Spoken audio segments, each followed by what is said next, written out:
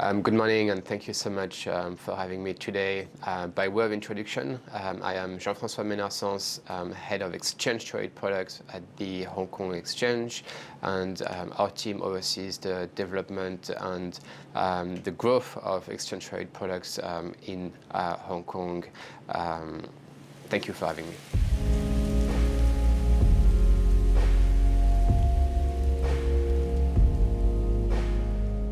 홍콩거래소의 ETF 시장과 트렌드에 대해서 간단하게 설명해 주시면 감사드리겠습니다. So yes, Hong Kong ETFs had a really fantastic year in 2024. It was a record year on many levels. If we think about assets under management, it was a record year with assets under management reaching more than 460 billion Hong Kong dollar, which is up 20% compared to the previous year. It came with more liquidity, so more turnover. Our turnover reached 18.9 Hong Kong dollar billion, which is again up more than 30% compared to the year before. And what was really nice to see is also a record number of new ETF listings. We had more than 30 new products being launched in Hong Kong last year, which was a record. And it was a very diverse mix of products. We had product tracking international equities, international fixed income, but we also had the introduction of the first virtual assets ETFs investing directly in spot virtual assets such as Bitcoin and Ether at the end of April. So we were the first exchange in Asia to introduce these products, and it enabled investors to trade in Hong Kong dollar, USD and RMB during Asian hours. We also introduced the first covered call ETFs, which are products using derivatives to enhance yield and distributions to dividends, and that was another major innovation. So last year was really a year, I would say, full of innovation, and that showcased the diversity of our market and to continue our positioning as Asia's ETF marketplace. 홍콩 ETF 시장에서 최신 업데이트된 현재 가장 주목받고 있는 소식은 뭐가 있을까요? So we had a few, I would say, major initiatives and developments taking place recently. So if I look at the beginning of this year, our turnovers are again up compared to last year, so the momentum continues, and there has been a fair amount of interest and positive sentiment towards the Hong Kong ETF market, but the Hong Kong market generally speaking. And we have seen a few products being listed, and we also have seen a major cross-listing, so the largest Nasdaq 100 ETF in the world adding a secondary listing in Hong Kong for the first time outside North America, which was a major milestone and really showcased our positioning as Asia's ETF marketplace.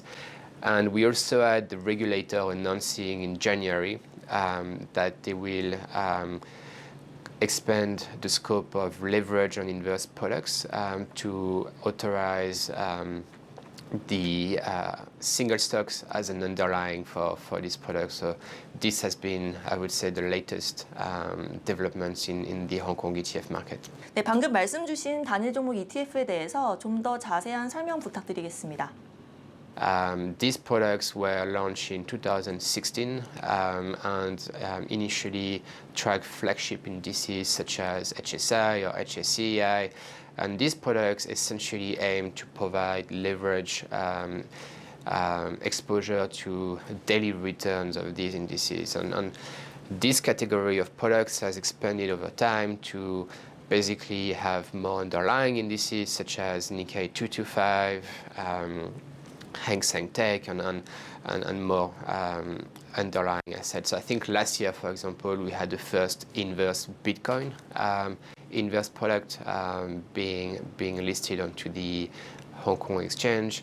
And now what our regulator, the Securities Futures Commission, announced in January is that single stocks will be eligible as an underlying for these leverage on inverse products, which means that Hong Kong is going to be the first in Asia to enable these products, and HKEX is very well positioned to offer regional investors access to these products in multiple currencies, USD, Hong Kong dollar, RMB, during Asian hours. 네, 단일 종목 ETF의 기초 자산이 되는 개별 종목 및 기타 요건은 뭐가 있을까요?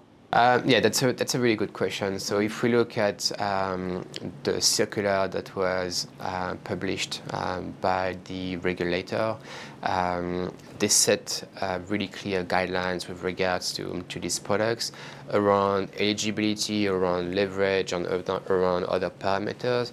In terms of the underlying securities, single stocks that are highly liquid and that are mega caps and listed on major international and overseas exchanges are potentially eligible for these products.